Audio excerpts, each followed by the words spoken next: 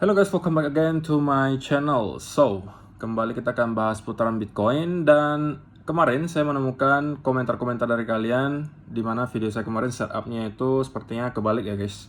Dan saya nggak ngerti juga penyebabnya apa, karena pas saya rekam itu sepertinya fine-fine aja. Saya rekamnya sekarang pakai handphone. Saya juga nggak ngerti kenapa ketika di-upload itu setupnya malah jadi kebalik. Apakah kalian punya solusinya atau kalian tahu penyebabnya? Silahkan kalian komentar di kolom komentar di bawah. Dan tentunya kita hari ini akan bahas putaran Bitcoin lagi. Dan terakhir kali tadi saya lihat Bitcoin berada kurang lebih di sekitaran 40.500-an. Dan ya, volume untuk di weekend tentunya biasanya agak low ya guys, atau agak rendah. So ini kemungkinan tidak akan terlalu cocok bagi kalian yang short term trader atau scalper gitu ya, karena volumenya kurang. Dan kalau misalnya kalian melihat sekarang kita masih terlihat agak sideways ya guys. Kalau misalnya di time frame yang agak kecil, kita masih belum beranjak dari kurang lebih 41.000 sampai 40.000, range-nya kurang lebih sekitaran situ. Nah, kita masih bertahan di lower trend line ascending channel.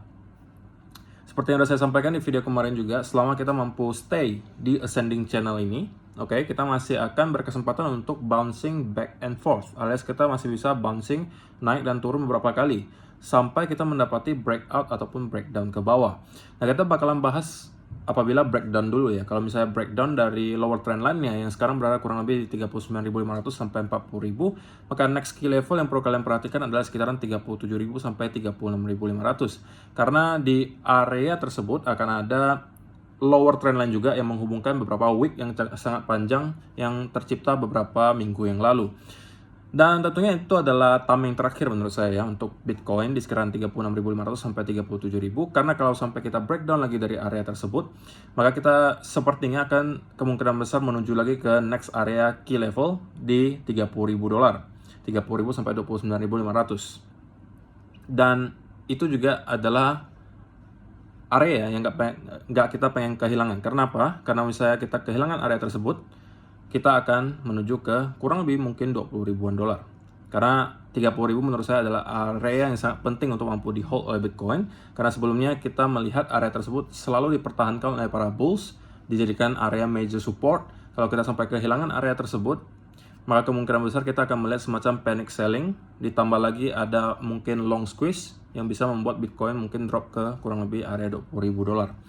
Dan kalau misalnya senario bullishnya adalah tentunya kita sekarang masih bisa bounce ke upper trend line-nya, yang sekarang kalau kita tarik mungkin kurang lebih sekitar 46.000 sampai 47.000 dolar. Untuk mid term dan long term tentunya akan sangat baik apabila kita mampu breakout dari ascending channel ini dan menjadikan ini sebagai area support gitu ya. Namun tentunya belakangan sentimen market masih terlihat cukup low gitu ya guys, walaupun kita ada mendapatkan beberapa sentimen positif tentunya dari Do Kwon yang terus-menerus membeli Bitcoin, kemudian juga Michael Saylor gitu ya, dan juga adopsi yang terjadi di mana-mana yang udah kita lihat di depan mata kita. Namun sepertinya hal itu belum mampu membuat para investor yang menunggu di sideline untuk tertarik kembali masuk ke market. Dan ya ini sebenarnya hal yang wajar gitu ya. Kenapa? Karena memang situasi makroekonomi sekarang juga masih sangat uncertain gitu ya. Komplikasinya banyak gitu ya, antara juga pertama the Fed yang tentunya diekspektasikan akan lebih hawkish, alias lebih agresif dalam kebijakan moneternya.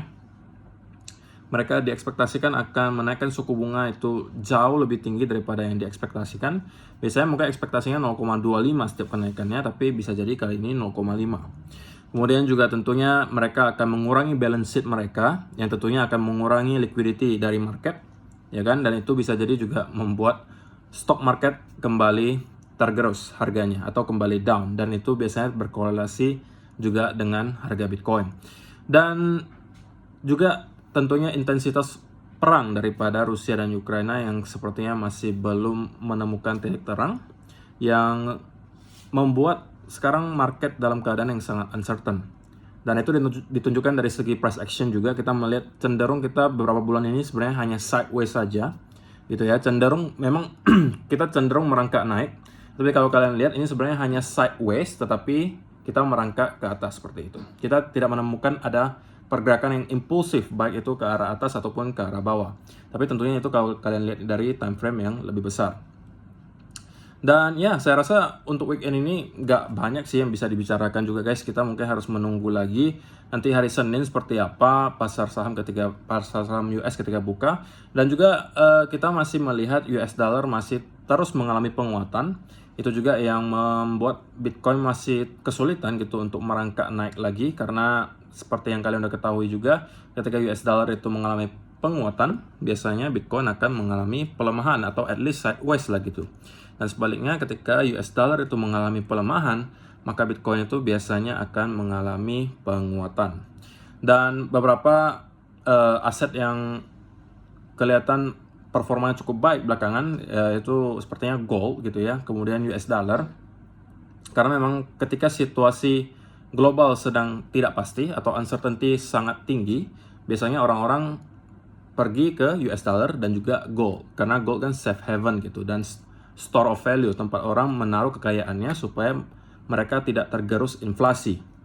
Nah, apabila nih Bitcoin akan menjalankan fungsi utamanya yang direncanakan sebagai digital gold atau emas versi digital, maka harusnya gitu ya, harusnya kita juga akan melihat Bitcoin mengalami penguatan ketika ekonomi makro itu, ekonomi global itu sedang mengalami resesi gitu ya.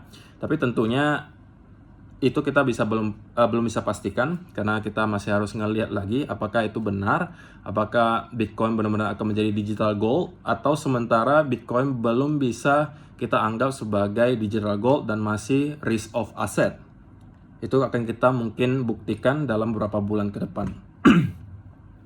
Dan kalau misalnya kalian cek di chart juga, di weekly chart, kita tentunya sekarang berada sedikit di bawah key levels di weekly chart. Itu key levelsnya kita udah pernah bahas di kurang lebih 42.500 sampai 43.000. Nah, kalau misalnya sampai kita hari Minggu nanti closing di bawah area tersebut, maka kemarin kita kan sempat breakout gitu ya, maka kita consider itu hanya sebagai fake breakout.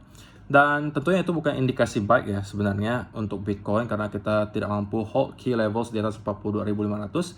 Dan kalau kita closing di bawah area tersebut, menurut saya kita ya juga berpotensi untuk mengalami sedikit pelemahan kembali gitu ya. Pelemahannya sampai area mana? Nah, tadi udah saya sampaikan beberapa levels yang perlu kalian perhatikan apabila kita kembali mengalami penurunan. Jadi ya itu aja sih guys, tidak banyak juga yang bisa saya sampaikan karena saya nggak bisa kasih lihat kalian chartnya juga Cointelegraph nggak bisa saya buka, saya hanya rekam dengan handphone dan terbatas banget. Tapi mudah-mudahan masih bisa membantu kalian dalam membentuk planning investasi kalian atau trading kalian gitu ya. So, stay safe guys, stay safe. Jangan sampai over trading, jangan sampai over leverage. Ingat, market crypto itu buka 24 jam 7 hari. Setiap hari ada buka. Kalian nggak usah takut kehilangan opportunity. Opportunity itu pasti akan datang nanti. Gitu ya, kalau sudah saatnya kalian akan dapat opportunity tersebut. Jangan kalian paksakan gitu. Oke, sabar aja. Kalau memang belum ada setupnya, ya sudah biarin dulu marketnya. Kalau misalnya nanti sudah ada pattern yang lebih jelas, kemudian setupnya lebih jelas, risk and rewardnya sudah oke, barulah kita masuk ke market. Itu kalau untuk kalian para traders. Nah, kalau kalian untuk investor ya, kalian harus tentunya mempunyai planning ya. Udah saya sering sampaikan juga. Kalian harus membuat planning untuk mengantisipasi segala senario yang bisa terjadi. Apabila Bitcoin melakukan A, kalian harus ngapain, B, kalian harus ngapain, C, kalian harus ngapain. Itu harus kalian lakukan. Supaya apa? Ketika senario-senario tersebut terjadi, kalian tidak shock gitu guys. Kalian tidak shock dan kalian sudah tahu kalian harus berbuat apa. Sehingga kalian akan membuat keputusan yang lebih objektif, tidak atas dasar emosi kalian ketika senario tersebut terjadi. Jadi ya itu aja sih guys.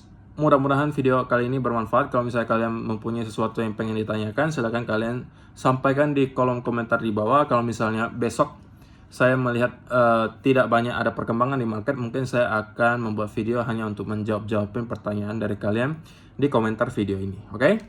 So, terima kasih yang sudah menonton sampai selesai. Dan kita akan bertemu lagi di video yang berikutnya. Bye-bye.